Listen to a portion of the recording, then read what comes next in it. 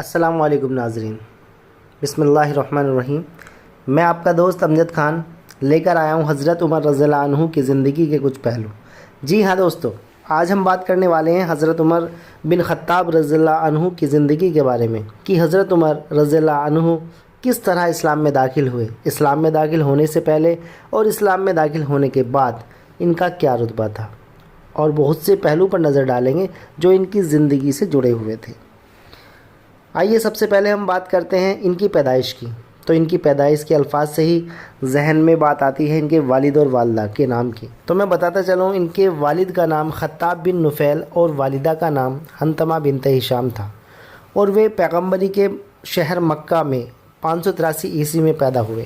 اس دور میں بت پرستی عام تھی، اور ان کے گھر اور سب کنبے والے بت پرستی کیا کرتے تھے۔ جب عمر کچھ بڑے ہوئے تو اللہ تعالیٰ نے انہیں بہت اچھی صحت عطا فرمائی۔ یہ ایک لمبے چوڑے قد والے اور روبلے چہرے والے انسان تھے۔ اس دور میں پڑھائی لکھائی پر کوئی توجہ نہیں دیا کرتے تھے، تو زیادہ تر لوگ ان پڑھ ہی رہنا پسند کرتے تھے اور پڑھنے لکھنے کو محض وقت کو ضائع کرنا سمجھتے تھے۔ اس دور میں بھی حضرت عمر نے پڑھنا لکھنا سیکھ لیا تھا۔ اس کے بعد حضرت عمر کو پہلوانی کا بہت شوق تھا۔ وہ جہاں بھی پہلوانی کا مقابلہ ہوتا، وہ پہلوانی کے لیے بھی وہاں پہنچ جاتے، یہاں تک کہ وہاں ہر سال ہونے والے پہلوانی کے مقابلے میں بھی حصہ لیا کرتے تھے۔ اس وقت ان کا آس پاس کے علاقے میں بہت دبدبا تھا، ان کے خلاف بولنے کی کسی کی ہمت نہ ہوتی تھی۔ یہ اس دور کی بات ہے جب ہمارے پیارے نبی محمد مصطفیٰ صلی اللہ علیہ وسلم کو نبوت ملی اور اسلام کی شروعات ہو رہی تھی۔ اسلام کو ماننے والے محض بہت تھوڑے سے شخص تھے، جبکہ پورا مکہ اسلام کے مخالف تھا۔ جیسے ہی اسلام کی شہرت بڑھنے لگی تو عمر کو بھی اسلام کا پتہ چلا۔ عمر اسلام کے سخت خلاف تھے۔ اس دور میں میرے پیارے نبی محمد مصطفیٰ صلی اللہ علیہ وسلم نے دعا کی اللہ سے کہ اے اللہ، تو عمر یا ابو جہل جو ان کے چاچا تھے، ان میں سے کسی ایک کو تو میرا ساتھی بنا دے اور اسلام میں داخل کر دے۔ اللہ نے نبی کی یہ دعا قبول کی۔ دوسری طرف عمر کا دل نبی کے لیے نفرت اور غصے سے بھرا ہوا تھا۔ وہ ہمارے نبی کی جانب لڑائی کے ارادے سے چل دیے۔ ابھی کچھ دور ہی پہنچے تھے کہ ان کو خبر ملی کہ ان کے بہنوئی اور بہن نے اسلام قبول کر لیا، تو وہ اور آگ ببولا ہو گئے۔ اس نے ہمارے نبی کا راستہ چھوڑ کر اپنے بہن اور بہنوئی کے گھر چل دیے۔ جیسے ہی بہن کے گھر داخل ہوئے تو دیکھتے ہیں کہ ان کی بہن کلام پاک پڑھ رہی ہے۔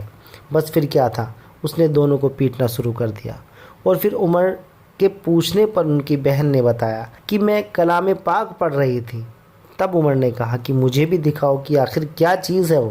تب انہوں نے حضرت عمر کو جیسے ہی کلام پاک پڑھ کر سنایا، انہیں یقین ہو گیا کہ یہ الفاظ، اس طرح کا کلام کوئی نہیں لکھ سکتا، اور فوراً ہی ایمان لے آئے اور اسلام کو مضبوطی سے تھام لیا اور ہمارے نبی کے ساتھی بن گئے۔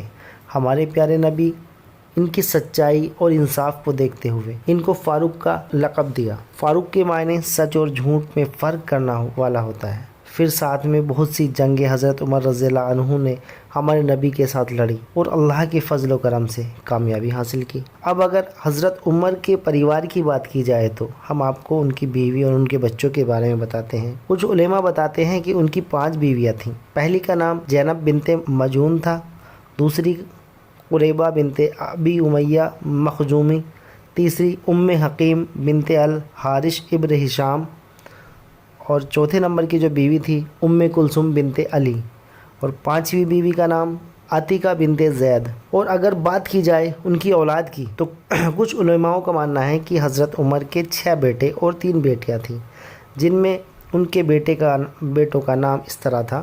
پہلے کا نام عبداللہ ابن عمر، دوسرے بیٹے کا نام عبد الرحمن ابن عمر، تیسرے بیٹے کا نام عبید اللہ ابن عمر، چوتھے بیٹے کا نام زید بن عمر، 5ویں بیٹے کا نام آصف ابن عمر، اور چھٹے بیٹے کا نام ایاد ابن عمر، اور بیٹیوں کے نام حفظہ بنت عمر، دوسری کا نام فاطمہ بنت عمر، تیسری کا نام زینب بنت عمر تھا۔ اور اگر بات کی جائے حضرت عمر کے مقام کی تو حضرت محمد کو ماننے والوں میں حضرت عمر کا نام حضرت ابو بکر رضی اللہ عنہ کے بعد آتا ہے، اور حضرت عمر خلفائے راشدین کے دوسرے خلیفہ چنے گئے تھے۔ اب سوال آتا ہے کہ اگر حضرت عمر دوسرے خلیفہ تھے تو پہلے خلیفہ کون تھے؟ تو ہم آپ کو بتاتے ہیں کہ پہلے خلیفہ جو ہمارے پیارے نبی کے بعد چنے گئے وہ حضرت ابو بکر رضی اللہ عنہ تھے۔ اس واقعے کی اگر تفسیر سے جانے تو حضرت محمد کا وصال 632 عیسوی میں ہوا، لیکن ہمارے نبی نے اپنا جانشین مقرر نہیں کیا تھا، لیکن حضرت عمر نے فوراً ہی محمد کے قریبی رفیق حضرت ابو بکر رضی اللہ عنہ کو عمومی طور پر مسلمانوں کا خلیفہ اور جانشین تسلیم کر لیا۔ مگر 2 سال کے بعد سن 634 عیسوی میں ابو بکر رضی اللہ عنہ کا انتقال ہو گیا، لیکن ابو بکر رضی اللہ عنہ نے حضرت عمر کا اپنی جانشینی کے لیے منتخب کر لیا تھا، اور حضرت ابو بکر کے بعد حضرت عمر خلیفہ بنے، جن کی حکومت 644 عیسوی تک قائم رہی۔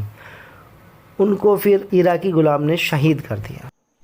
دوستو، اگر آپ کو میری یہ ویڈیو پسند آئی ہو تو پلیز اس کو اپنے دوستوں میں شیئر کریں، سبسکرائب کریں اور لائک کریں۔ Thank you for watching.